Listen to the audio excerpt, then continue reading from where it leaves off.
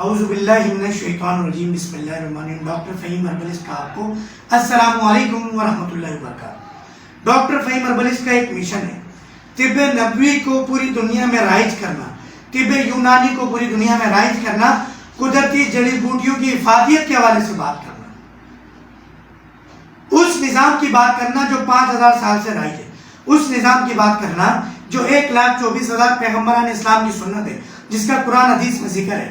آج کا ہمارا ٹاپک ہے میٹھا، اور آج کے ٹاپک کا میں آغاز کروں گا حدیث رسول سے، نبی عظیم نبی کریم صلی اللہ علیہ وسلم کی بات سے۔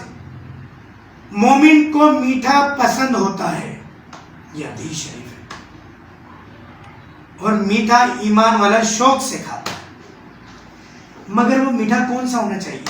ویڈیو کو آخر تک لائک شیئر ضرور دیکھیے گا، لائک شیئر سبسکرائب ضرور کیجیے گا، فارورڈ ضرور کیجیے گا۔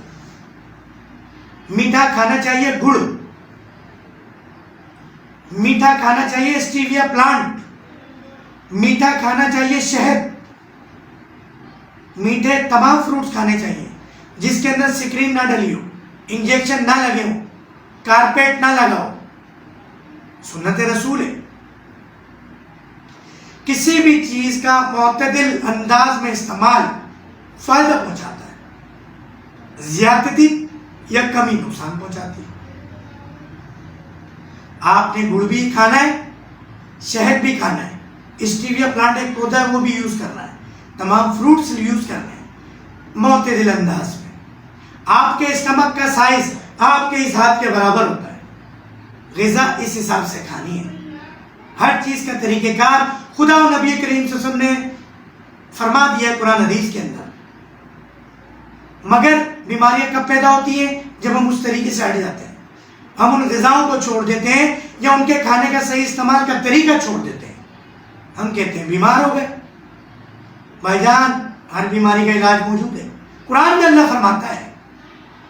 اور جب اللہ نے گڑ بنایا، قدرتی گنا، اسٹیویا پلانٹ بنایا، فروٹس بنائے، سبزیاں بھی میٹھی ہوتی ہیں کچھ، اللہ نے ان میں شفا ڈالی ہے، بشرطے کہ مزاج کو دیکھتے ہوئے آپ کوانٹٹی کو دیکھتے ہوئے کھائیں۔ بہت شکریہ دیکھنے کا، لائک شیئر سبسکرائب ضرور کیجیے گا۔ ڈاکٹر فہیم ہربلسٹ کا آپ کو السلام علیکم ورحمۃ اللہ وبرکاتہ۔